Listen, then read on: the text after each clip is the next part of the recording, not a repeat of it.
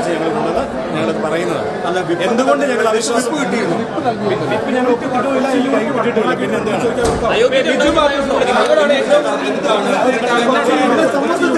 അല്ല ഒരു മിനിറ്റ് ഞങ്ങൾ പറയാം. അതായത് നിലവിൽ നിങ്ങളോട് പറയാനുള്ള കുറച്ച് കാര്യങ്ങളുണ്ട്. ഒരു 2 നിമിഷം വയ്ക്കുവാണെങ്കിൽ ഞങ്ങളുടെ കൗൺസിലർമാരും എല്ലാവരും കൂടി ഞാൻ കുറച്ച് കാര്യങ്ങൾ പറയാറുണ്ട്. അത് സ്വതന്ത്ര കൂട്ടായ്മ ഇവിടെ നടത്തിയ ചെറിയ 1-2 കാര്യങ്ങൾ ഞങ്ങൾക്ക് ഇവിടെ വ്യക്തമായി പറയണം. അതായത് ഇവിടെ മഴക്കാല ശുചീകരണ പ്രവർത്തനങ്ങൾ ഇവിടെ നടന്നില്ല എന്ന് പറയുമ്പോൾ അന്ന് ആ 2 മാസം കൊടുത്ത പൈസ കൊടുത്തത് ആർക്കൊക്കെയാണെന്ന് വെളിപ്പെടുത്താനുള്ള കാര്യങ്ങൾ സ്വതന്ത്ര കൂട്ടായ്മ പറയണം. ആ സമയത്ത് 10 ലക്ഷം രൂപ കൊടുക്കാനുള്ള ആൾക്കാർക്ക്, അവരുടെ വേണ്ടപ്പെട്ട ആൾക്കാർക്ക് പൈസ കൊടുക്കാനുള്ള പൈസ ഈ സ്വതന്ത്ര മുന്നണി കൊടുത്തു. അത് ആരോടും ചോദിക്കാതെ. പിന്നെ ഏകപക്ഷീയമായ അനുകൂല പ്രമേയങ്ങളാണ് ഇവർ പറഞ്ഞുകൊണ്ടിരുന്നത്. അതുകൊണ്ടാണ് ഞങ്ങൾ ആവശ്യപ്പെട്ടത്. പിന്നെ കോൺഗ്രസിന്റെ മണ്ഡലം കമ്മിറ്റി ഒരു പ്രമേയം പാസ്സാക്കുമ്പോൾ ആ പ്രമേയത്തിന് അനുകൂലിച്ച് തീരുമാനം എടുക്കേണ്ടവരല്ലേ? യുഡിഎഫിന്റെ നിയോജകമണ്ഡല ചെയർമാൻ പറയുന്നു ഈ ഇവിടെ ഡിവൈഎഫ്ഐക്ക് ആ സ്ഥലം വിട്ടുകൊടുക്കുന്നത്. അപ്പം യുഡിഎഫിന്റെ നിയോജക ചെയർമാനെ ഇവർ അവിശ്വസിക്കുകയല്ലേ ചെയ്ത്. അതുപോലെ തന്നെ യുഡിഎഫ് ഇവരെന്നു മുതലാണ് യുഡിഎഫിലായത്? ഇവര് കഴിഞ്ഞ പ്രാവശ്യം ശ്രീ ഫ്രാൻസിസ് ജോർജ് ഒരു ബൈറ്റ് കൊടുത്തത് അദ്ദേഹത്തോട് പറയാൻ ഒറ്റ കാര്യമുള്ളൂ. ചോരയും നീരും വെയിലും കൊണ്ടാണ് ഞങ്ങൾ ഈ അദ്ദേഹത്തിന് ജയിപ്പിച്ചത്.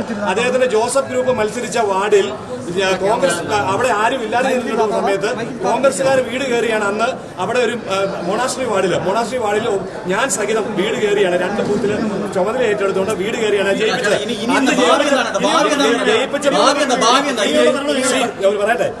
ജയിപ്പിച്ചപ്പോ ഫ്രാൻസിസ് ജോർജ് എം പി അദ്ദേഹം എന്തുകൊണ്ട് പറഞ്ഞു അവിശ്വാസം? അദ്ദേഹം പറയുന്നത് അന്ന് ബി ജെ പിയുടെ സുരേഷ് ഗോപി എന്ന് പറയുന്ന തൃശ്ശൂരുള്ള എം പിക്ക് വേണ്ടി വിടുതല ചെയ്യുന്ന പണിയായിരുന്നു അന്ന് ബിജു പുളിക്കണ്ട ചെയ്തിരുന്നത്. അന്ന് LDFിന്റെ ഭാഗത്തായിരുന്നു ഈ ബിജു പുളിക്കണ്ട ഇരുന്നത്. അന്ന് UDFിന്റെ ഭാഗത്തല്ല. ഇന്ന് ഈ പ്രാവശ്യം ഐക്യജനാധിപത്യ മുന്നണിയുടെ സ്ഥാനാർത്ഥിയായ ശ്രീ മാണി സി കാപ്പൻ MLA മത്സരിച്ചപ്പോൾ 3ാം സ്ഥാനത്താണ് അദ്ദേഹത്തിന്റെ വാർഡുകളിൽ പോയി. അതിനൊക്കെ മറുപടി വേണ്ടേ? എന്തുകൊണ്ട് എങ്ങനെ UDFുകാരായി ഇവര് സ്വതന്ത്ര മുന്നണിയാണ്? UDFുകാരെ അല്ല വഞ്ചിച്ചത്. UDFുകാരായി ഞങ്ങളെയാണ് ഇവർ വഞ്ചിച്ചത്. ഇവരെ DYFക്ക് സ്ഥലം വിട്ടുകൊടുക്കുന്നതിനനുസരിച്ച് ഇവർ UDF പ്രവർത്തകരുടെ മനോബലത്തെയാണ് ഇവർ ചോദ്യം ചെയ്തത്. ഞങ്ങൾ വിപ്പ് ദയവായി നിങ്ങളൊരു കാര്യം മനസ്സിലാക്കുക. ഞങ്ങൾ വിപ്പുകൾ കയറ്റിയിട്ടില്ല. പിന്നെ ഞങ്ങൾ ഒപ്പിട്ടിട്ടില്ല. സെക്രട്ടറിക്ക് കൊടുത്തിടത്തിനകത്ത് ഞങ്ങൾ ഒപ്പിട്ട് കൊടുത്ത ഒരു കത്തും കൊടുത്തിട്ടില്ല. പിന്നെ ഞങ്ങളുടെ വികാരം ഇത് കോൺഗ്രസിന്റെ വികാരമാണ്, പാലാ നഗരസഭയുടെ വികാരമാണ്. പാലായിലെ ഓരോ UDF പ്രവർത്തകര് ചോരയും നീരുമാക്കി സ്വതന്ത്ര മുന്നണിക്ക് പിന്തുണ കൊടുത്തപ്പോൾ അവിടെ പോലും സ്ഥാനാർത്ഥി നിർത്താൻ ഞങ്ങൾ നിർത്തിയപ്പം ആദ്യം എന്താ കാണിച്ചത്? LDF ആവശ്യത്തിൽ കൂട്ടുകെട്ടുണ്ടാകാനാണ് ശ്രമിച്ചത്. അവർ എല്ലാ രീതിയിലും ആവശ്യത്തിൽ കൂട്ടിട്ട് ഇങ്ങനെയുള്ള ഒരു പ്രവർത്തകരാണ് UDF പ്രവർത്തകർ. UDFിന്റെ ചെയർമാൻ ഒരു കാര്യം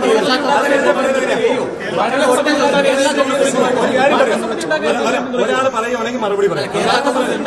കേരള കോൺഗ്രസ് എം പാർട്ടി ഇതൊന്നും അത് ചിന്തയില്ലല്ലോ. ഇപ്പൊ അവിശ്വാസമാണ് പാസ്സാക്കിയത്. അവിശ്വാസം പാസ്സാക്കിയത് UDFിന്റെ പാലാ നിയമനത്തിലെ കോൺഗ്രസിന്റെ പ്രവർത്തകനാണ് അവിശ്വാസം. മണ്ഡലം കമ്മിറ്റിയാണ് പ്രമേയം പാസ്സാക്കിയത്. അപ്പം കോൺഗ്രസിന്റെ മണ്ഡലം കമ്മിറ്റിയിലെ പൊതുവികാരം ഐക്യകണ്ഠമായിട്ടുള്ള ഒരു തീരുമാനമാണ് ഞങ്ങൾ ഇവിടെ അവതരിപ്പിച്ച പൊതുവികാരം. പിന്നെ ഭരണമില്ലയോ ഐക്യജനാധിപത്യ മുന്നണിക്ക് നട്ടോ വോട്ടോ ഇല്ലാത്തൊരു ഭരണം ഇവിടെ ഉണ്ടായിരിക്കും. ആ ഭരണത്തിൽ കോൺഗ്രസ് ആയിരിക്കും ഭരിക്കുന്നത്. നിങ്ങളിത് കണ്ടു. ഈ നാട്ടില് വികസനങ്ങൾക്കും അതൊക്കെ അവരാണ് പറയേണ്ടത്. ആ മറുപടി ഞങ്ങൾക്ക് അറിയത്തില്ല. അതൊക്കെ അവരോട് ചോദിക്കണം. പക്ഷെ ഒരു കാര്യം, ഒരു കോൺഗ്രസ് പ്രവർത്തകർ 6 പേര് മാത്രം സ്വതന്ത്ര മുന്നണിയിലെ ഒരാളില്ലേ, 7 പേരില്ലേ? പിന്നെ UDF എന്ന് പറഞ്ഞാൽ ഇനി ജോസഫ് ഗ്രൂപ്പ് ഉണ്ടല്ലോ, LDF ഉണ്ടല്ലോ, അവര് തീരുമാനം പറയട്ടെ. തീരുമാനം പറയുമ്പോൾ ഞങ്ങളുടെ തീരുമാനങ്ങൾ ഞങ്ങൾ മറുപടി പറയും. ഇനിയും ഇപ്പോഴും UDF മുന്നണി എന്ന് പറഞ്ഞാൽ 10 പേരാണ്. നിലവിൽ 10 പേരാണ്. സ്വതന്ത്ര മുന്നണി എങ്ങനെ UDFിന്റെ സ്വതന്ത്ര മുന്നണിയാണ്? അവര് DCC തള്ളി പറഞ്ഞല്ലോ. ഞാൻ പറഞ്ഞല്ലോ, DCC നേതൃത്വം അവരോട് ഏറെ ബഹുമാനമുണ്ട്. ഞങ്ങളുടെ പാർട്ടി നേതൃത്വത്തിനോട് ബഹുമാനമുണ്ട്. അവര് പല കാര്യങ്ങളും ഞങ്ങൾ തെറ്റ് കാണിച്ചിട്ടുണ്ടെങ്കിൽ അത് ചൂണ്ടിക്കാണിക്കാനുള്ള കഴിവും കമ്മേലും ഞങ്ങളുടെ പാർട്ടിക്കുണ്ട്. എന്റെ വീട് ഞാൻ പറയാലോ, ഞാൻ വാഗമണിലായിരുന്നു. വാഗമണിൽ തിരിച്ചു വന്നപ്പോൾ നേരെ കൗൺസിലിലേക്കാണ്, ഇവരെയും കൂട്ടിക്കൊണ്ട് കൗൺസിലിലേക്കാണ് വന്നത്. അതുകൊണ്ട് ഞാൻ എങ്ങനെ ഈ വിപ്പ് കാണുന്നത്? വിപ്പ് കാണാത്ത ഒരു വ്യക്തിക്ക് എങ്ങനെ വിപ്പ് ബാധകമാകും? വിപ്പ് കാണാത്ത ഒരു വ്യക്തിക്ക് എങ്ങനെ വിപ്പ്? എന്റെ ഒരു ഒപ്പിട്ട ഒരു സാധനം ഇവിടെ സെക്രട്ടറിക്ക് കൊടുക്കുകയാണെങ്കിൽ ഞാൻ ഇപ്പൊ രാജിവെക്കാം. ഇതിന്റെ പൊതുപ്രവർത്തനം നിർത്താൻ നേരെ കൊടുത്തിടുന്ന എങ്ങനെ? ഞാൻ എന്റെ ഒപ്പിട്ട ഒരു പേപ്പർ സെക്രട്ടറിക്ക് കൊടുത്തിട്ടുണ്ടെങ്കിൽ ഞാൻ ഇപ്പൊ പൊതുപ്രവർത്തനം